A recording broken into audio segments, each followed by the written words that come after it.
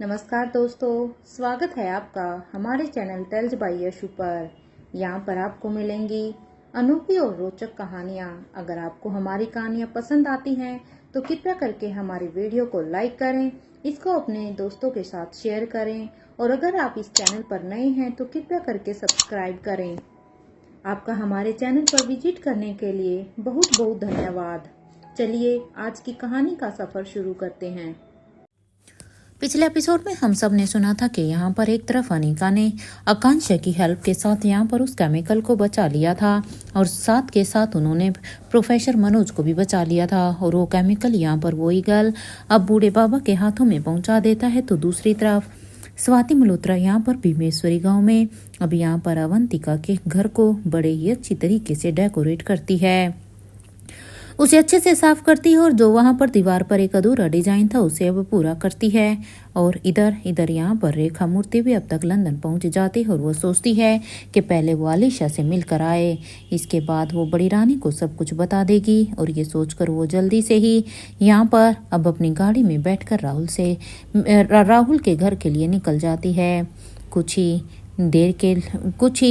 देर के लिए यहाँ पर कुछ देर की ड्राइविंग के बाद वो भी यहाँ पर राहुल के घर के पास आकर रुकती है और वो यहाँ पर अब अपनी गाड़ी को एक जगह पार्क करती है। और गाड़ी को पार्क करने के बाद वो कुछ देर के पैदल डिस्टेंस के बाद वो भी यहाँ पर घर के दरवाजे के पास जाकर अब राहुल के घर की डोरबेल को बजाने लगती है। डोरबेल को बजाने के बाद रेखा मूर्ति को यहाँ पर कुछ समय के लिए इंतजार करना पड़ता है। कुछ देर के बाद जब सामने से दरवाजा खुला तो सामने राहुल खड़ा था, क्योंकि राहुल ने खुद दरवाजा खोला था। राहुल को इस तरह से ठहाके मारकर हंसता हुआ देखकर अब रेखा मूर्ति कहती है, क्या हुआ है राहुल, तुम्हारी तबीयत तो ठीक है ना? अरे इस तरह से अकेले अकेले कैसे हंसे जा रहे हो? ये सुनते ही अब राहुल अब उन्हें अंदर आने के लिए कहता है। तो जैसे ही यहाँ पर रेखा मूर्ति अब अंदर आती है तो उनकी नज़र यहाँ पर सामने आलिशा पर जाती है। आलिशा को ऐसे देखकर तो मानो रेखा मूर्ति की अचानक से होश ही उड़ जाते हैं, क्योंकि आज उन्होंने अपनी आंखों के सामने ऐसा देखा जिसे शायद उसने भी कभी इमेजिन नहीं किया था। कुछ देर के बाद अब यहाँ पर एक तरफ तो रेखा मूर्ति उन्हें हैरानी से देख रही थी, लेकिन अब रेखा मूर्ति भी अपनी हंसी को नहीं रोक पाई और अब अचानक से उनकी भी हंसी छूट जाती है। हालांकि रेखा मूर्ति जानती थी कि ये बड़ी रानी की बेटी है, वो फ्रांस की रानी है, लेकिन वो भी क्या करती। और अब वो कहती है, रानी साहिबा ये सब क्या किया है आपने? अब बड़ी यहाँ पर रेखा मूर्ति की ये बात सुनते ही अब आलिशा कहती है, ये सारी गलती मेरी नहीं है। वो क्या है ना कि ये सारी की सारी गलती इस राहुल की ही है। ये राहुल मारवा ये सच में है ये गलत इंसान। अरे उसने ही हमसे कहा था आटा गूंदने के लिए, और आटे का डब्बा इतना ऊपर रखा हुआ था कि हम उस तक पहुंच ही नहीं पाए। तो बताओ अब इसमें हमारी क्या गलती? हाँ भला इतने ऊपर भी कोई आटे को रखता है क्या? और देखिए ना, जब हम उस आटे को उतार रहे थे तो पता नहीं कैसे वो पूरा का पूरा आटा ही हमारे ऊपर गिर गया। और ऊपर से देखिए, एक तो हमारी हेल्प इसने की नहीं तो ये खुद भी तो इस आटे के डिब्बे को ऊपर से उतार सकते थे। हाँ, और अब देखो कैसे हंस रहा है मेरे ऊपर। ये सुनते ही अब रेखा मूर्ति अब यहाँ पर, क्योंकि वो भी हंस कर पागल हो चुकी थी, इसलिए वो अब अपनी हंसी को कंट्रोल करते हुए अब वो आलिशा के पास जाकर पहले तो वो अब अपना एक हैंकी निकालती है और वो अब अपने हैंकी से सबसे पहले आलिशा के फेस को साफ करने लगती है, क्योंकि आलिशा के ऊपर पूरा का पूरा आटे का डिब्बा गिर चुका था, जिसकी वजह से आलिशा पूरी की पूरी वाइट हो रखी थी, उसके बाल, उसका फेस, उसके कपड़े। इसलिए सबसे पहले तो वो उसके चेहरे को साफ करती है और उसके बाद अब वो आलिशा से कहती है, आलिशा जाओ जाकर पहले शावर ले लो, क्योंकि तुम्हें अब शावर लेने की सख्त ज़रूरत है। पहले आप अपना हुलिया ठीक करो, उसके बाद ही हम आपसे बात करते हैं। अब यहाँ पर रेखा मूर्ति की ये बात सुनते ही आलिशा अब चुपचाप ही अपने रूम की तरफ जाने लगती है। लेकिन जब वो यहाँ पर अपने रूम की तरफ जा रही थी तो वो मुड़ कर घूर कर बस राहुल की तरफ ही देख रही थी, मानो अगर अभी यहाँ पर रेखा मूर्ति नहीं आती तो वो राहुल का ना जाने क्या हाल कर चुकी होती। तो वहीं रेखा मूर्ति अब आलिशा के जाने के बाद अब राहुल से कहती है आकर आकर यहाँ की सफाई करो राहुल। हम तीनों के लिए ही कुछ खाना बना देती हूँ, क्योंकि देखिए यहाँ पर जो हाल है उसे देखकर तो अब मुझे भी लग रहा है ना तो आलिशा को ज़्यादा कुछ बनाना आता है और ना ही आपको। चलो अभी आज के लिए तो मैं खाना बना देती हूँ, लेकिन उसके लिए पहले ये सब समेटना होगा।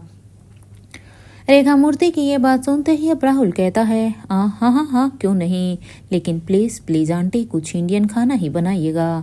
वो क्या है ना कि बहुत समय हो गया है खाए हुए। इस बात पर अब रेखा मूर्ति कहती है अच्छा बहुत समय हो गया। तो अब यहाँ पर राहुल कहता है नहीं नहीं बस अभी इंडिया से आए तभी खाया था। तो अब उसकी ये बात सुनकर अब रेखा मूर्ति कहती है ठीक है फिर, लेकिन सबसे पहले इस किचन को तो साफ करते हैं ना, क्योंकि जब तक ये किचन साफ नहीं होगी तब तक यहाँ पर हम खाना कैसे बना सकते हैं। रेखा मूर्ति की ये बात सुनते ही अब राहुल भी अब उनके साथ सफाई में लग जाता है। तो वहीं अब रेखा मूर्ति जब यहाँ का पूरा किचन अब साफ हो जाता है तो अब रेखा मूर्ति अब यहाँ पर कुकिंग करने लगती है। यहाँ पर जब तक रेखा मूर्ति कुकिंग कर रही थी तब तक आलिशा भी रेडी हो जाती है और अब वो रेडी होकर वापस से नीचे आ जाती है। और तब तक यहाँ पर वो ये पहुँचती है तो वो देखती है कि यहाँ पर ऑलमोस्ट अब डिनर बनकर रेडी हो गया था। खाने की महक यहाँ पर पूरे के पूरे घर में फैली हुई थी। इस खाने की महक से तो अब आलिशा कहती है अरे महक ही बता रही है कि खाना काफ़ी लाजवाब बना होगा। सच में मैं तो कब से तरस गई थी एक लाजवाब खाना खाने के लिए। इधर यहाँ पर टेबल पर अब डिशेज रखते हुए ही अब राहुल कहता है रानी साहिबा इसमें आपका कोई कंट्रीब्यूशन नहीं है, क्योंकि देखिए आपने ये खाना नहीं बनाया है और ना ही आपने किचन में सफाई की है, क्योंकि आप तो पूरी की पूरी किचन में सिर्फ मैस ही क्रिएट कर सकती हैं। हाँ इस बात पर अब आलिशा कहती है देखिए मिस्टर राहुल हम ट्राई तो कर रहे थे ना। हाँ हमने गिव अप तो नहीं किया। हमने सोचा था कि चलो कुछ बनाते हैं, लेकिन ये सब तुम्हारी गलती है कि तुमने आटा इतने ऊपर क्यों रखा। अरे तुम उसे नीचे भी तो रख सकते थे। इस बात पर अब राहुल कहता है या आई कैन सी हाँ इट्स ए गुड ट्राई, मानना पड़ेगा। एनीवे अब चलिए खा लीजिए, क्योंकि मुझे लग रहा है मुझसे ज़्यादा भूख तो आपको ही लगी हुई होगी, क्योंकि इतना मैस क्रिएट करने में आपकी एनर्जी जो वेस्ट गई है। ये सुनते ही अब आलिशा अब फिर से राहुल को घूर कर देखती है, लेकिन वो क्या है ना कि उसके बस में नहीं था, नहीं तो वो राहुल को अभी के अभी अच्छा खासा सबक सिखाती। अगर उसे भी यहाँ पर राहुल के साथ इसके घर में नहीं रुकना होता तो शायद आलिशा अब तक राहुल का को इतना बर्दाश्त नहीं करती। लेकिन अब यहाँ पर अपने गुस्से को दबाते हुए ही आलिशा अब वहाँ पर लगी हुई टेबल पर आकर बैठ जाती है और वो सभी अभी साथ में अब अपना मील एंजॉय करने लगते हैं। इधर कुछ देर के बाद जैसे ही उन सभी का मील फिनिश होता है तो राहुल कहता है रानी साहिबा आपने कपड़े धो दिए हैं ना, या फिर लॉन्ड्री बकेट को फुल कर दिया है। देखिए वो आपको खुद ही धोने होंगे, यहाँ पर कोई सर्वेंट नहीं आएगा उन्हें धोने के लिए। और जितनी लॉन्ड्री बकेट भरती जाएगी आई थिंक आपका काम उतना ही मुश्किल होता जाएगा। राहुल की इस बात पर अब आलिशा कहती है लेकिन वो क्या है ना कि वो मशीन हमें चलाना ही नहीं आता है, तो अब आप ही बताइए कि हम अपने कपड़े कैसे धोते, हमारे पास कोई ऑप्शन ही नहीं था। ये सुनते ही अब राहुल कहता है अरे आपको आता क्या है, मैं जो भी आपको कहता हूँ आपको ये नहीं आता, आपको वो नहीं आता, तो क्या आपको अपने हाथ पैर ही चलाना आता है या आपको कुछ और आता भी है। ओ ब्रो इसकी जगह मैंने एक पेइंग गेस्ट को रखा होता ना तो सच में उसके बदले में मुझे कुछ तो मिल ही जाता। सच में कितनी बड़ी गलती की है मैंने। हाँ ये कहते हुए ही राहुल अब अपनी जगह से उठकर बर्तनों को सिंक में डालने के लिए चला जाता है। सच में आलिशा को कुछ ना करता हुआ देखकर हालांकि उसे ये साफ साफ तो दिखाई दे रहा था कि वो यहाँ पर एडजस्ट होने में अपनी कोशिशें तो कर रही हैं, लेकिन उसमें उसकी भी कोई गलती नहीं थी, क्योंकि वो उसकी परवरिश राजमहल में काफ़ी नौकरों के बीच में हुई थी, इसलिए उसे ये सब करने की कभी नौबत ही नहीं आई थी। लेकिन अभी राहुल भी अब क्योंकि वो बस कविन आलिशा को ऐसे ही चिढ़ाने का एक भी मौका नहीं छोड़ता था। और अब उन्हें चिढ़ाते हुए ही अब सिंक में बर्तनों को डालकर अब वो अपने रूम की तरफ जाने लगता है। तो वहीं आलिशा अब अपने और रेखा मूर्ति के बर्तनों को उठाकर लेकर जाने ही वाली थी कि तभी अब उन्हें रोकते हुए अब रेखा मूर्ति कहती है, रानी साहिबा ये आप क्या कर रही हैं? आप ये सब छोड़िए, ये सब मैं कर दूंगी। जब तक मैं यहाँ पर हूँ आपको ये सब करने की कोई भी ज़रूरत नहीं है। आप बस यहाँ पर बैठकर आराम कीजिए। इस बात को सुनकर अब आलिशा कहती है, इट्स ओके, कोई बात नहीं, हम ये कर लेंगे। और वैसे भी आप यहाँ पर हमारी गेस्ट हैं। आपने कुकिंग कर दी है, हमारे लिए तो इतना ही बहुत है। क्योंकि सच बताऊं तो कुकिंग मेरे लिए एक बहुत बड़ा टास्क था। ये कहते हुए ही अब आलिशा अब उनके मना करते हुए भी बर्तनों को उठाकर अब सिंक में डाल देती है और कहती है, हमें देखिए आपकी हेल्प चाहिए थी। अच्छा हुआ कि आप यहाँ पर आ गई, क्योंकि मैं सच में आपको बहुत ही मिस कर रही थी कि ना जाने आप कब आएंगी। ये सुनते ही अब रेखा मूर्ति कहती है, हाँ कहिए ना, क्या हुआ, कुछ चाहिए था क्या आपको? इस बात पर अब आलिशा कहती है, देखिए हमें पता है कि लतिका को कवीन की पदवी दी जाएगी, क्योंकि जैसे ही ये बात अब फ्रांस में आई है तो इस बात से तो हम अच्छी तरह से हम राजमहल के रूल से वाकिफ़ हैं कि उसके बाद अगली रानी लतिका ही होगी, तो वो पदवी उसे दी जाएगी। तो क्या आप उस फंक्शन को अटेंड करने के लिए क्या आप राजमहल जाएंगी? आलिशा की इस बात पर अब रेखा मूर्ति कहती है, सॉरी, आई थिंक मैं राजमहल नहीं जा पाऊंगी। वो क्या है ना कि स्वाति दीदी ने मुझे एक बहुत ही ज़रूरी काम दे दिया है, इसलिए इस सिलसिले में मैं वहाँ नहीं जा पाऊंगी। हालांकि मेरा वहाँ जाने का मन तो था। अब यहाँ पर रेखा मूर्ति की ये बात सुनते हुए अब आलिशा कहती है, आंटी ने आपको कौन सी जिम्मेदारी दे दी, कौन सा काम दिया है, क्या हम जान सकते हैं? आलिशा की ये बात सुनकर अब रेखा मूर्ति कहती है, वो क्या है ना कि उन्होंने अंजलि की जिम्मेदारी हमें दी है। अंजलि की तबीयत ठीक नहीं है ना, तो बस इसीलिए। लेकिन आप चिंता मत कीजिए, राज्यसभा में जो कुछ भी होगा हम उसकी वीडियो बड़ी रानी से मांग लेंगे और वो आपको दिखा देंगे। तो आप भी अपनी बेटी को रानी की पदवी संभालते हुए अपनी आंखों से देख लीजिएगा। ये सुनते ही अब आलिशा कहती है, थैंक यू सो मच। वैसे क्या आप मुझे बता सकती हैं कि अंजलि मल्होत्रा को क्या हुआ है?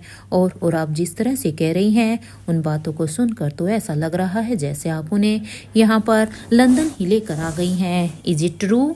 अब यहाँ पर कवीन आलिशा की इस बात को सुनकर अब रेखा मूर्ति कहती है, हाँ वो क्या है, उनकी तबीयत ज़्यादा ठीक नहीं थी और उस एटमॉस्फेयर में उनके लिए सरवाइव करना और भी मुश्किल होता।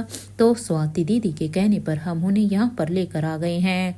वो क्या है ना कि उन्हें अपने बच्चों की मौत से एक बहुत ही बड़ा सदमा लगा है जो वो बर्दाश्त नहीं कर पा रही हैं।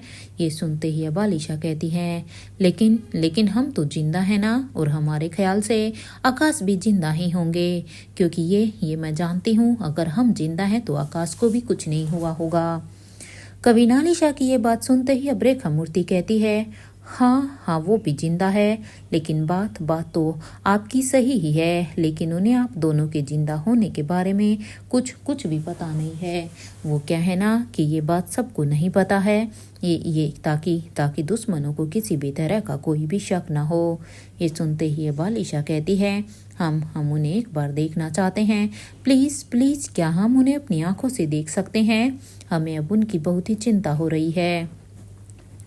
कवीन आलिशा की इस बात पर अब रेखा मूर्ति अब में अपना सिर हिलाती और कहती है, हाँ आप देख सकते हैं। और वो अब अपने फ़ोन को निकालकर अब अपने एक स्टाफ को वीडियो कॉल लगा देती है, ताकि वीडियो कॉल के द्वारा वो आलिशा को अंजलि को दिखा सके। इधर कुछ ही देर की रिंग के बाद जब सामने से उस सर्वेंट की हेलो की आवाज़ आती है तो अब इधर से रेखा मूर्ति कहती है, तुम एक काम करो, अभी अंजलि जो कि अभी अपने कमरे में है, अंजलि को दिखाओ क्या उसे होश आ गया है। ये सुनते ही अब उसका वो स्टाफ अब अपने फ़ोन का बैक कैमरा ऑन कर देता है और कहता है देखिए अब इन्हें होश नहीं आया है। तो वहीं रेखा मूर्ति भी अब अपने कैमरे को ऑफ करते हुए ही अब वो आलिशा को दे देती है, क्योंकि यह रेखा मूर्ति ने अपने कैमरे को ऑफ इसलिए किया था ताकि वो सर्वेंट आलिशा को ना देख पाए।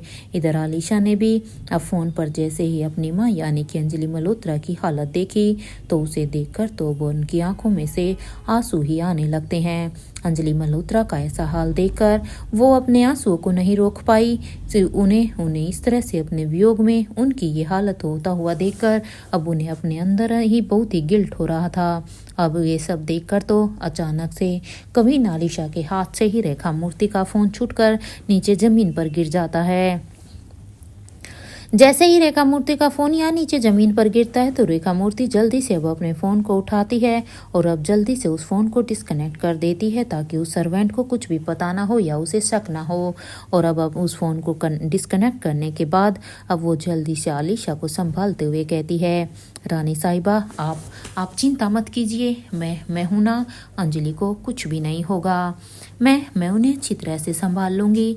अब यहाँ पर रेखा मूर्ति की ये बात सुनते ही अब कभी आलिशा अपनी आंखों के आंसुओं को पोंछते हुए कहती है, thank you for being there. लेकिन वो माँ के हाथों पर ये निशान कैसे बना, क्योंकि उनके हाथ पर कुछ निशान था ना। ये सुनते ही अब रेखा मूर्ति कहती है, ये तो हमें भी नहीं पता है रानी साहिबा कि उनके हाथ पर वो निशान कैसा था। वैसे हमने अनिका को अंजलि की फ़ोटो सेंड की है, मुझे लगता है कि वो अभी बिजी होगी, शायद इसलिए उसने अभी तक उनके बारे में कोई भी रिप्लाई नहीं किया है, लेकिन आई होप कि वो जल्द से जल्द रिप्लाई करेंगी। रेखा मूर्ति की ये बात सुनते ही अब कभी आलिशा कहती है, उन्हें कोई काम होगा, शायद इसलिए ही उन्होंने कोई जवाब नहीं दिया होगा। यहाँ रेखा मूर्ति अब कुछ वक्त यहाँ पर बिताने के बाद अब कभी आलिशा से कहती है, देखिए अब समय ज़्यादा हो गया है, अब हमें चलना चाहिए। ये सुनते ही अब कभी आलिशा कहती है, ठीक है, लेकिन वो हमें आपकी कुछ मदद चाहिए थी। इस बात पर अब रेखा मूर्ति कहती है, हाँ क्या हुआ है, आप हमें बिना किसी संकोच से बताइए। ये क्योंकि देखिए आप हमें, हालांकि मैं मानती हूँ कि आप एक देश की रानी हैं, लेकिन आप मुझे अपनी माँ यानी कि बड़ी रानी की तरह ही समझिए। ये सुनते ही अब कभी आलिशा अब सामने रखे हुए राइटिंग पैड को उठाकर अब उसके ऊपर कुछ लिखकर और अब वो उस पेपर को रेखा मूर्ति को देते हुए कहती है, देखिए इसमें हमने कुछ सामान लिखा हुआ है, आप प्लीज़ हमारे लिए वो मंगवा दीजिए। वो क्या है ना, हम यहाँ से बाहर जा नहीं सकते, हम तो बस आपके ही आने का इंतज़ार कर रहे थे कि आप कब आएंगे और कब हमें ये हमारा सामान मिलेगा। ये सुनते ही अब रेखा मूर्ति कहती है, आप चिंता मत कीजिए रानी साहिबा, हम जब कल यहाँ पर आएंगे तो हम आपके लिए ये सब कुछ या हम ले आएंगे, या फिर अगर हम कल नहीं आ पाते तो कल हम डेफिनेटली आपके लिए ये सब कुछ यहाँ पर भिजवा देंगे। लेकिन सबसे पहले आपको कॉफ़ी बनाना हम सिखा देते हैं, क्योंकि उसके बिना तो आप अपना दिन भी शुरू नहीं कर पाएंगे, इसलिए आप मेरे साथ किचन में आओ, हम आपको कॉफ़ी बनाना सिखाते हैं। अब यहाँ पर रेखा मूर्ति की ये बात सुनते ही अब कभी आलिशा कहती है, thank you so much, I am so grateful to you. इधर बात करते हुए ही वो दोनों अभी किचन की तरफ चली जाती हैं और यहाँ पर किचन में जाने के बाद अब रेखा मूर्ति आलिशा को एक एक इंस्ट्रक्शन देते हुए अब उन्हें कॉफ़ी बनाना सिखा देती हैं। हालांकि ये ज़्यादा मुश्किल नहीं था, लेकिन क्योंकि कभी आलिशा ने कभी कॉफ़ी बनाई नहीं थी, उसे ये सब करने की ज़रूरत ही नहीं थी, इसलिए। लेकिन अब जैसे ही उन्होंने रेखा मूर्ति ने उन्हें बनाना सिखाया तो वो बस एक बार में ही सीख जाती हैं। और इधर अब यहाँ जैसे ही कभी आलिशा एक कॉफ़ी को बनाना सीख लेती हैं तो अब कॉफ़ी, क्योंकि यहाँ पर कॉफ़ी तो बन चुकी थी, इसलिए अब रेखा मूर्ति कहती है, वेल डन रानी साहिबा, आपने एक बार में ही सीख लिया। एनीवे अब हम चलते हैं, और हाँ हम आपका सामान कल तक ज़रूर पहुँचवा देंगे। इसलिए अब यहाँ पर कभी रेखा मूर्ति अब कभी आलिशा को बाय करते हुए उन्हें गुड नाइट करते हुए वहाँ से चली जाती है। तो यहाँ पर उन्हें दरवाजे तक छोड़ने के बाद अब आलिशा भी दरवाजे को बंद कर देती है और आलिशा फिर से अब किचन में आने के बाद अब अपनी कॉफ़ी के मग को उठाती है और वो अपनी कॉफ़ी को एंजॉय करने लगती है। इधर दिल्ली में मल्होत्रा हाउस में अब तक आकांक्षा और अनिका ये दोनों भी मार्केट के रास्ते से ही अभी सीक्रेट लैब में आ जाती हैं। उन दोनों को वहां पर देखकर अब जॉन कहता है, आप दोनों में से अनिका मैडम कौन है, क्योंकि दोनों ने ही यहाँ पर अपने फेस को कवर किया हुआ था। ये सुनते ही अब आकांक्षा कहती है, जॉन मैं आकांक्षा हूँ और ये है अनिका मैडम। आकांक्षा की ये बात सुनते ही अब जॉन कहता है, मैडम वो प्रोफेसर वांगापटू की तबीयत कुछ ठीक नहीं है, आप एक बार जाकर देखिए। अब जॉन की ये बात सुनते ही अनिका कहती है, क्या हुआ है उन्हें, क्या तुमने चेक किया? इस बात पर जॉन कहता है, हाँ वो बस एक ही बात कह रहे हैं कि उनका एक्सपेरिमेंट पूरा होने का वक्त आ गया है। ये सुनते ही अब अनिका कहती है, ये जो भी कुछ प्रोफेसर वांगापटू कह रहे हैं ये उनकी सोच नहीं है। अरे ये तो सर जी की सोच है, क्योंकि ये ऐसी एक्सपेरिमेंट की बातें तो बस एक सर जी ही कर सकते हैं। इसलिए जरूर वो सर जी की ही पर्सनैलिटी में ये बात कर रहे होंगे। और ये कहते हुए अनिका भागकर अब उस रूम में चली जाती है, क्योंकि उन्हें प्रोफेसर वांगापटू को लेकर काफ़ी चिंता होती है। अब जो जैसे ही अनिका वहाँ पर जाती है तो वहाँ पर उसी कमरे में जाती है जहाँ पर प्रोफेसर वांगापटू को रखा गया था। वहाँ जाते ही अनिका देखती है कि प्रीति ने यहाँ पर वांगापटू को पकड़ा हुआ था और वो बस घूर कर ही प्रीति को ही देख रहे थे। और अब वो प्रीति को देखते हुए कहते हैं, तुम लोग मेरा कुछ भी नहीं बिगाड़ सकते हो। मेरा सबसे बड़ा एक्सपेरिमेंट पूरा होने वाला है और वो अकेले ही पूरे मनाली शहर को खा जाएगा, क्योंकि मेरा ये एक्सपेरिमेंट इतना बड़ा है कि तुम लोग कुछ भी नहीं कर पाओगे। और ये कहते हुए ही वो अब जोर से हंसने लगता है। अनिका ने जो सोचा था ये बिल्कुल सही था, क्योंकि यहाँ पर प्रोफेसर वांगापटू सर जी के करैक्टर में ही बात कर रहे थे। इधर ये सब देखकर और सुनकर अब आकांक्षा कहती है, तुमने जो किया है ना वो इंसानियत के लिए बिल्कुल भी सही नहीं है। आकांक्षा की इस बात पर अब प्रोफेसर वांगापटू हंसते हुए कहते हैं, मुझे इस दुनिया पर राज करना है और इसका एंटीडोट इस दुनिया में कहीं बना ही नहीं है। तो बस इससे कोई भी इस एक्सपेरिमेंट से कोई भी नहीं बच सकता और मुझे मेरे मकसद में कामयाब होने से मुझे कोई नहीं रोक सकता। ये सुनते ही अब अनिका को गुस्सा तो आता है, लेकिन क्योंकि ये उसके प्रोफेसर थे वो ज़्यादा कुछ तो नहीं कर सकती थी। लेकिन अब वो उनसे कहती है, आपका वो लैब कहाँ है जहाँ पर आपका ये एक्सपेरिमेंट हो रहा है? इस बात पर अब प्रोफेसर वांगापटू कहते हैं, मैं तुम्हें क्यों बताऊं कि मेरा वो लैब कहाँ है? तुम होती कौन हो जो मैं तुम्हें ये बताऊं? अरे जब मेरा वो एक्सपेरिमेंट बाहर आएगा ना तो तुम्हें खुद ब खुद ही पता चल जाएगा कि आखिर मेरा एक्सपेरिमेंट कहाँ है, मेरी लैब कहाँ है। इस बात पर अब अनिका कहती है, साफ कहिए क्या किया है आपने? अनिका की ये बात सुनते ही प्रोफेसर वांगापटू कहते हैं, थोड़ा सा सब्र करो लड़की, पता चल ही जाएगा। अब उनकी इस बात पर अब अनिका उसके और भी करीब चली जाती है और उसके करीब जाकर कहती है, देखिए साफ पूछ रही हूँ मैं, मुझे साफ बताइए। या अनिका ने कहा ही था कि तभी अब प्रोफेसर वांगापटू कहते हैं, अनिका ये क्या हरकत है? तुम्हें पता है ना कि मुझे ये सब पसंद नहीं है और तुम भूलो मत कि मैं तुम्हारा गुरु हूँ। क्योंकि जैसे ही अनिका प्रोफेसर वांगापटू के इतने करीब जाती है तो अचानक से उनकी पर्सनैलिटी फिर से बदल जाती है। इधर अपने गुरु की ये बात सुनते ही अब अनिका अब अपनी आंखें बंद कर लेती है। और अब क्योंकि अनिका को इन सब पर गुस्सा भी बहुत आ रहा था, लेकिन वो जानती थी कि इसमें उनके प्रोफेसर की कोई गलती नहीं है। और अब वो प्रीति से कहती है, प्रीति इनका ट्रीटमेंट शुरू कर दो। इस बात पर अब प्रीति भी कहती है, जी दीदी क्यों नहीं। यहाँ पर अब वो सभी अभी प्रोफेसर वांगापटू को देखकर अब वहाँ से बाहर आ जाते हैं।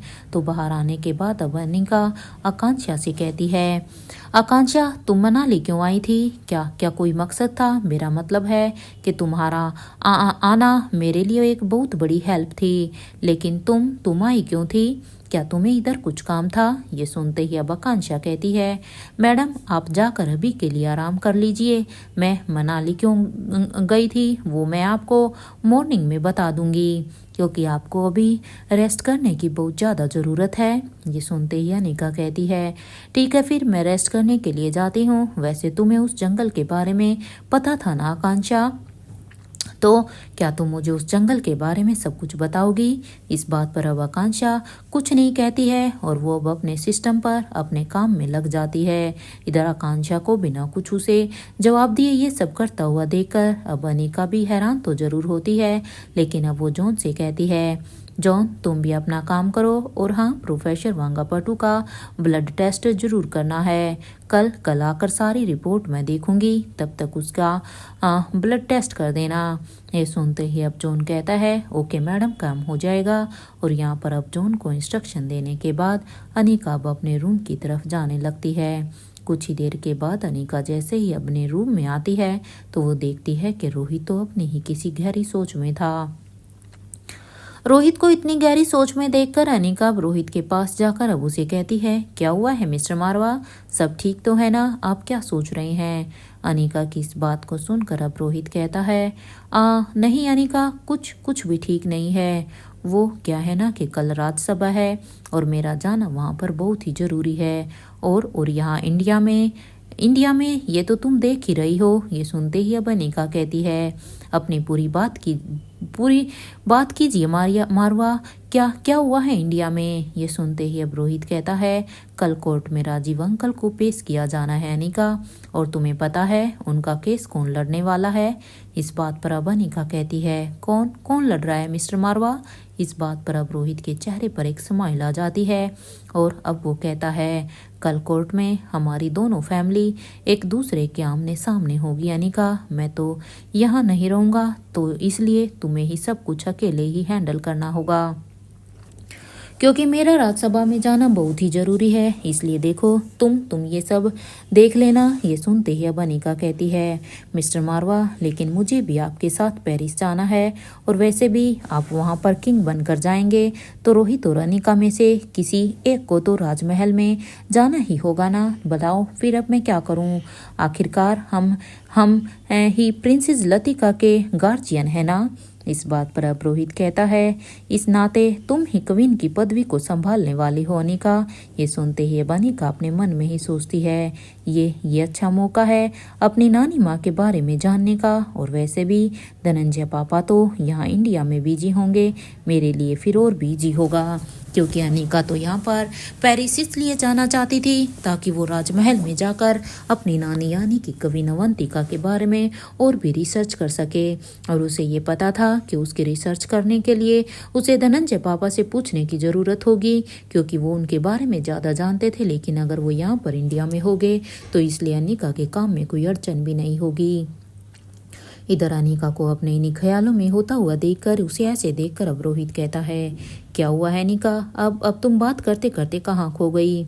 इस बात पर अब अनिका कहती है, कुछ नहीं मिस्टर मारवा। और ये सुनते ही अब रोहित कहता है, देखो अनिका, तुम चाहो तो अपनी नानी माँ के रूम में जा सकती हो। ये सुनते ही अब अनिका के चेहरे पर एक स्माइल आ जाती है, क्योंकि अनिका को तो बस खुद इसी पल का इंतजार था कि वो कब अपनी नानी माँ के उस कमरे के अंदर जाएगी जिसके बारे में सिर्फ जिसकी परमिशन किसी को भी उसके अंदर जाने की नहीं थी सिवाय उसके धनंजय पापा के। लेकिन अब उसके चेहरे पर इतनी खुशी होती है कि वो जल्दी से एक रोहित को हक कर लेती है और हक करते हुए ही कहती है, ठीक है मिस्टर मारवा, कब चलना है फिर पेरिस? इस बात पर अब रोहित कहता है, अनिका, हमें मॉर्निंग में ही निकलना होगा, तुम एक काम करो, अभी तुम थक गई हो ना, थोड़ा सा आराम कर लो। ये सुनते ही अब अनिका कहती है, आपको कैसे पता मिस्टर मारवा कि मैं थक गई हूँ?